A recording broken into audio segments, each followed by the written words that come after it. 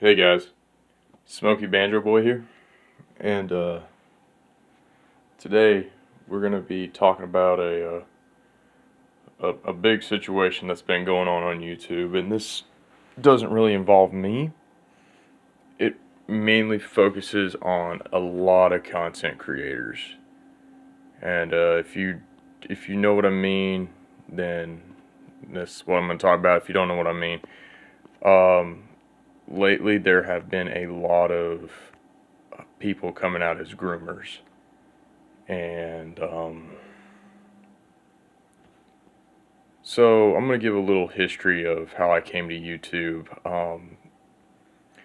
When I was about 10, which was back in 2009, I discovered YouTube through a video of Jurassic Park. I was watching a trailer for it, and I went on to YouTube like that. Um, oh, hell, fucking. If I do let some language slip, I'm sorry, but this is a great big deal in the YouTube community. Um, YouTube used to be pure, where you could post anything you want. There was no revenue or anything like that. And I feel like since Susan joined, I still call her fucking Susan Wabbyjack from that Diesel Patches video. Shout out to Diesel Patches. Um, and she has let this thing go to hell in a handbasket. She doesn't care about the platform. She only cares about herself, the platform, and what she thinks will make it better. But it's really torn down the website as a whole. I mean, I still go on YouTube. I mean, there's a lot of people that aren't groomers. But then again, there are a lot of people that are still coming out as groomers. Um, there's also a lot of clickbaiters. Now, back then when YouTube was still young, I mean, 2009, it was still young.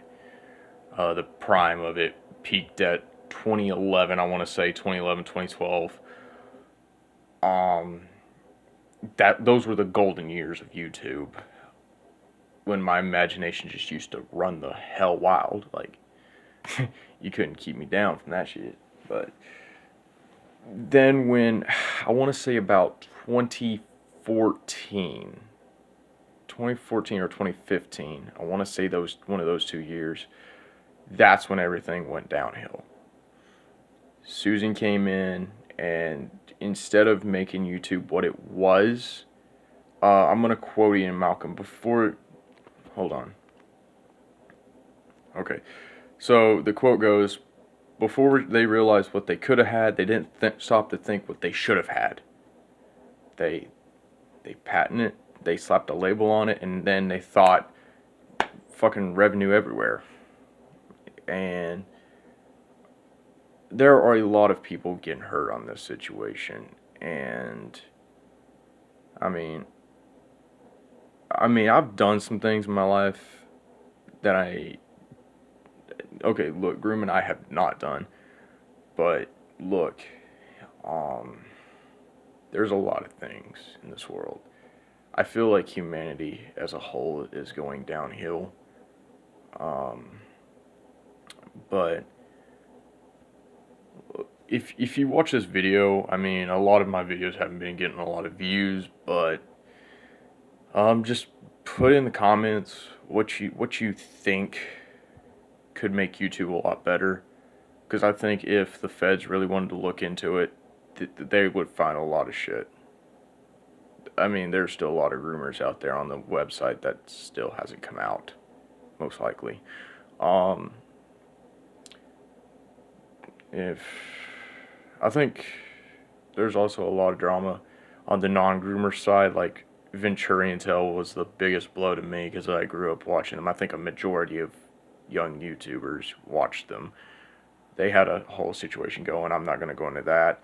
But the people who came out as groomers, I used to watch, not religiously, but people like Chaotic, I didn't watch him a whole lot. Mini Lad, there was a lot of shit that went on with him that I've noticed before he even came out. Cosmodor, I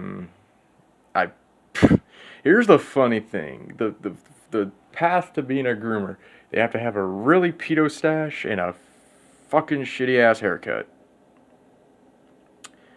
Um who else? There was Manda Pony, who I liked his songs as a kid, but then again that's how they get you.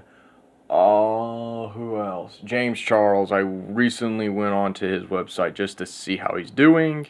I do not support him at all. And apparently, a lot of people pulled a 180 on him and started forgiving him. Then that's the crazy thing about groomers is their supporters just automatically pull a fucking 180 and just be like, oh, we forgive you. It's a simple mistake. No, it's a